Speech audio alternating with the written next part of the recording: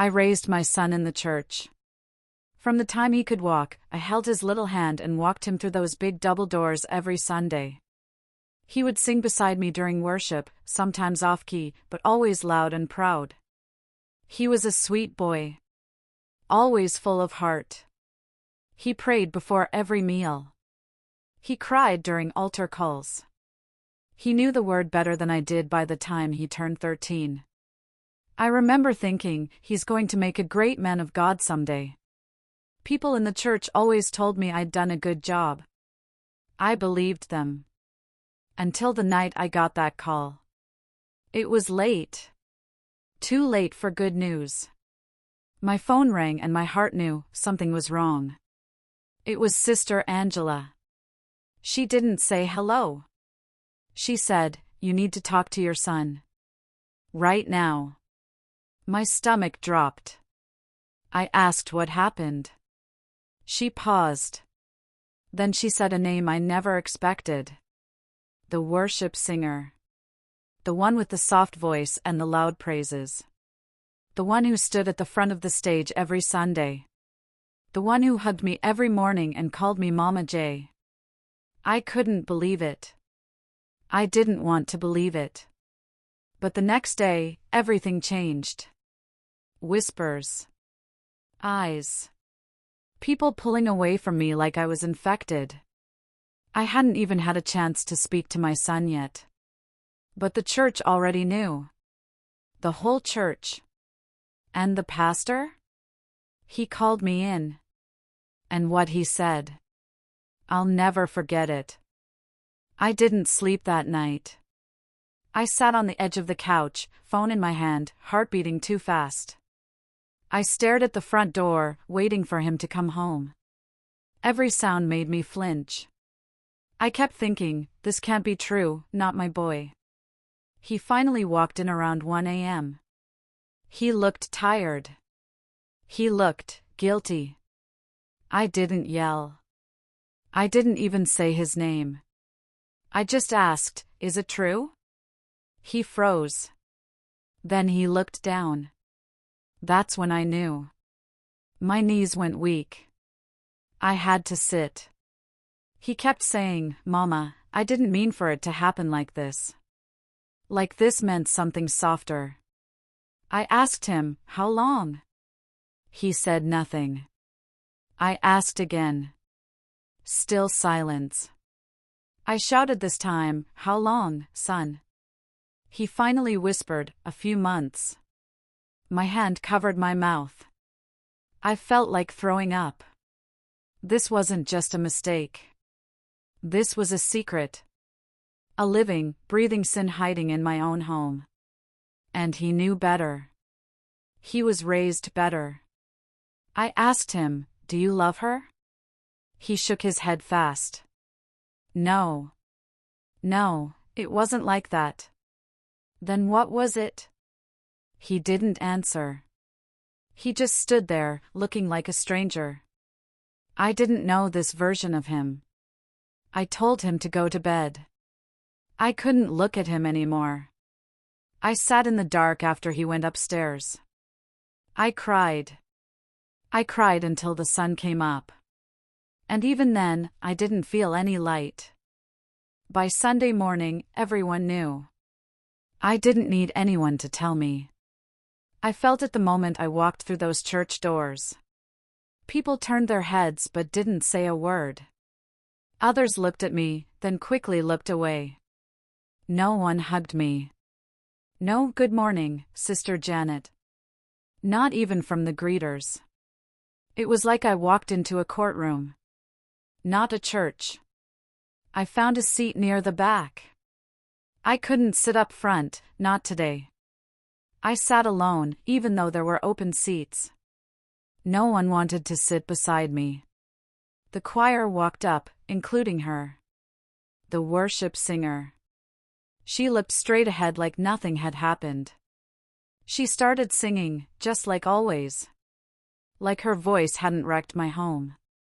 I could barely breathe. Her voice felt like a knife. I wanted to get up and walk out. But my legs wouldn't move. My son came in a few minutes later. He sat behind me. He didn't say a word. He didn't even look at me. Pastor walked up to the pulpit. I thought maybe he'd pretend, like they all were doing. But he didn't. He looked at the congregation and said, "Today, we're going to talk about hidden sin." My heart stopped. I felt everyone sit straighter. I felt the judgment rise in the room like heat. Then Pastor looked right at me. And then at my son. And then he started preaching. After service, he asked to see us. Pastor Mark. The man who held my son when he was baptized. The man who called me strong in faith just a few weeks ago. He didn't ask, he told. Come to my office. Both of you. My legs felt like they were filled with sand. I followed behind my son. We walked down the hallway, past the Sunday school rooms. No one smiled. No one spoke. I could feel the judgment peeling off the walls. The moment his office door closed, I felt the air change. Pastor didn't sit. He looked tired. Not angry, not yet, but heavy, like he carried more than we knew. I want to hear it from you, he said, staring at my son. My son swallowed hard. He looked down again. He always looked down now. Yes, sir, he whispered. It happened. Pastor didn't flinch. He nodded once, slow. Then he asked, "How many times?" My heart clenched. I wanted to scream, "Don't answer that." But my son answered anyway. Too many. Silence fell in the room like thunder. Pastor finally sat, leaned forward, hands clasped. Son, you were trusted. He wasn't yelling, but his voice had weight. You were being groomed for leadership. You were an example.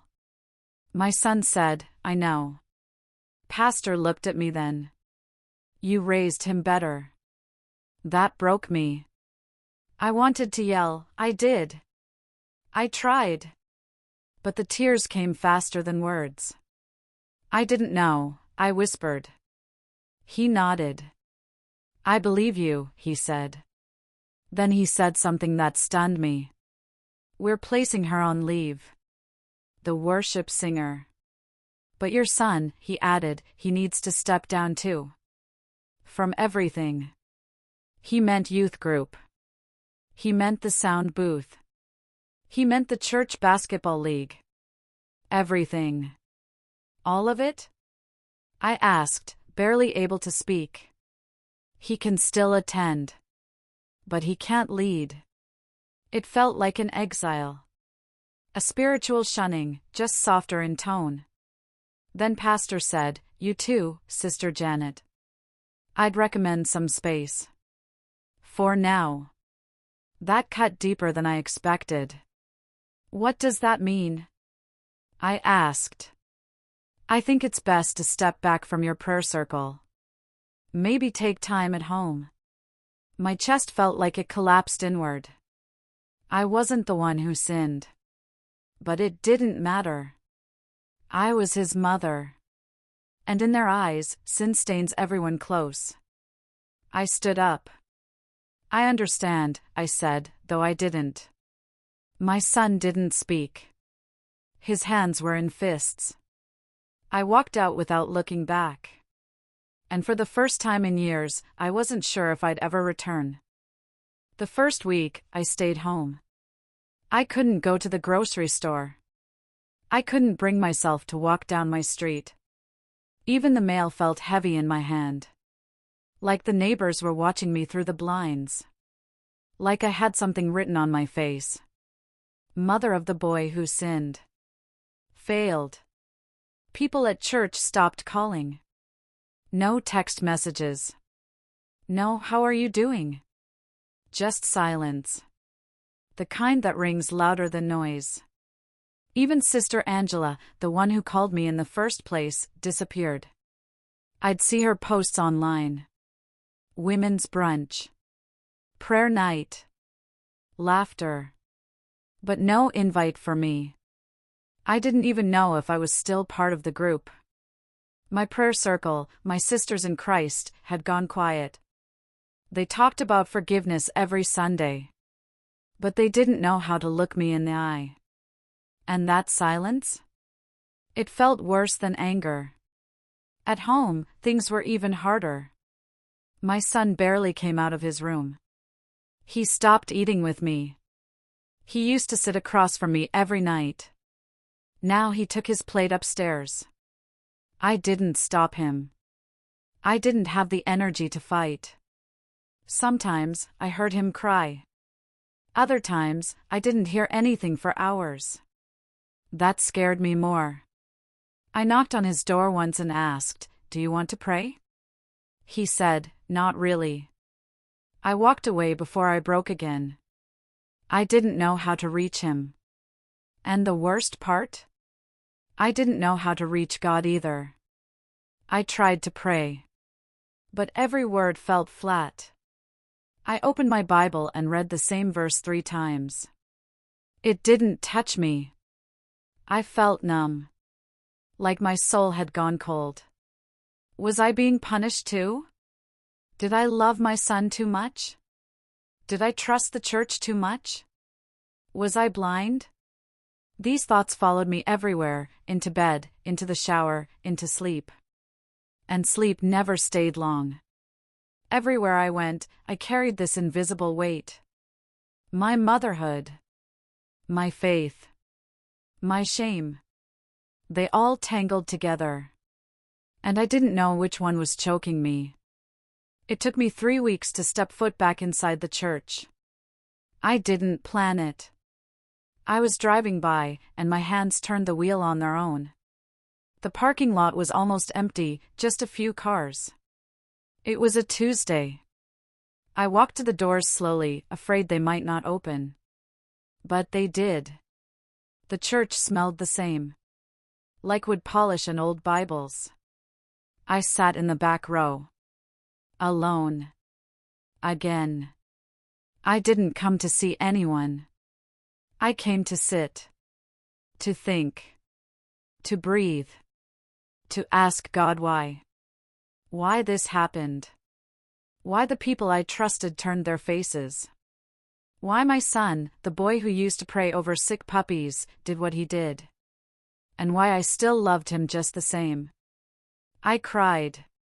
Not loud. Not angry. Just slow tears that didn't stop. That night, I didn't hear God's voice.